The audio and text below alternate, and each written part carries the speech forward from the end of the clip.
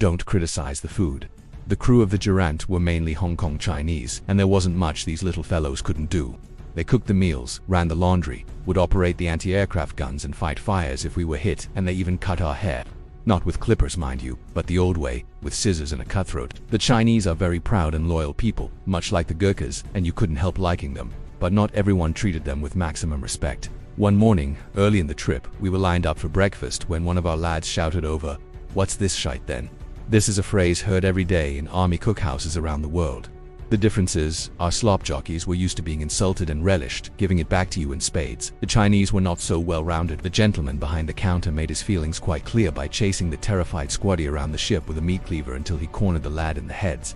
The naval word for bogs, where he locked himself in and refused to come out again until the coast was clear. After that, there was a lot more please and thank you flying around. One afternoon, we had to move a load of sacks of potatoes from above decks down to the galley. Some of the bags burst open, and there were lots of loose spuds rolling about. I picked one of the biggest I could find, and threw it as hard as I could at the back of the head of a Chinese sailor, quickly looking at the floor as if I hadn't seen anything. The sailor let out a scream and spun round, looking accusingly at Scouse, who frantically pleaded his innocence, while we all fell about wetting ourselves and slipping around in the crushed-up potato. Once we'd sailed away from UK waters, we could go up on deck. I had broken something of a seafaring tradition in our family by joining the army. My dad had wanted me to join the Navy, as his father had been a ship's captain on the old SS White Star Line. As a 15-year-old schoolboy, I had visited HMS Leander when it came to Barrow. It was enjoyable enough looking around. And a matelot, doing his recruitment bit, had walked over and asked me if I was joining the Navy when I left school. My mind was already made up. "No," I said, proudly, "I'm joining the army." He looked at me in disgust and said, "You don't want to do that, son. They'll send you to Northern Ireland. People will be shooting at you, and all sorts. Join a nice, safe profession, and see the world. Tell that to the lads on the Sheffield, the Coventry, and the Antelope, mate."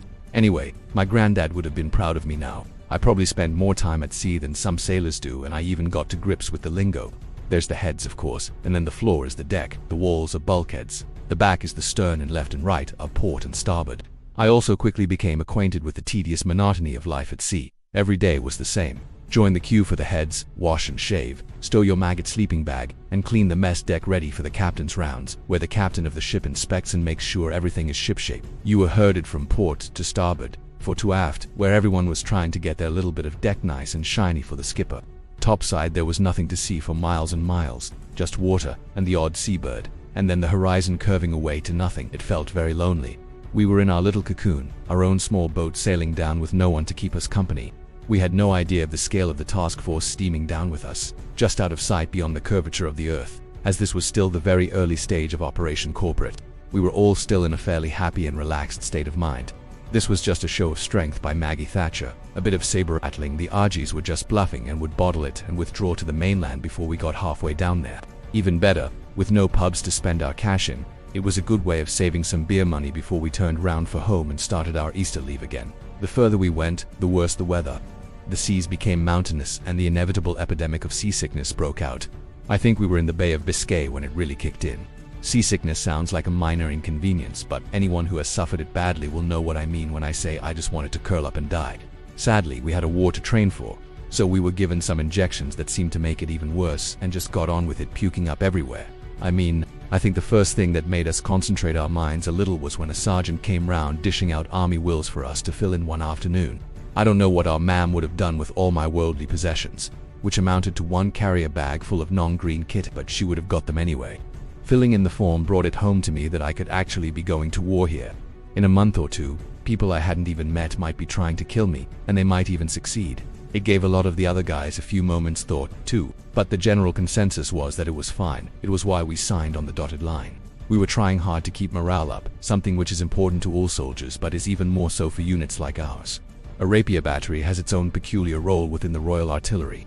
Conventional gun batteries consist of 6 guns, all grouped together in close proximity in order that they can concentrate their fire and blow the hell out of the bad guys before our infantry can close and take a given piece of ground. Unlike the guns, rapiers are essentially defensive weapons and so are airlifted to protect a variety of potential targets, such as ground troops, ammo dumps, HQs and bridges. You can find yourself some distance, even miles, from the other 11 fire units in your battery. This means a smaller group of blokes who mix together more of the time. Each system was manned by 7 men, a sergeant, a bombardier, a lance bombardier, and 4 gunners. and we would be in each other's pockets all day every day. We really had to get along with each other, to trust each other with our lives, even if we hated each other's guts, in order to stay alive and get the job done. Assuming the Argentinians stood fast where we were going, there wouldn't be an umpire saying you lie down, you're dead, as they do on exercise. The parade ground bullshit was out of the window. Our detachment got on okay, as it happened.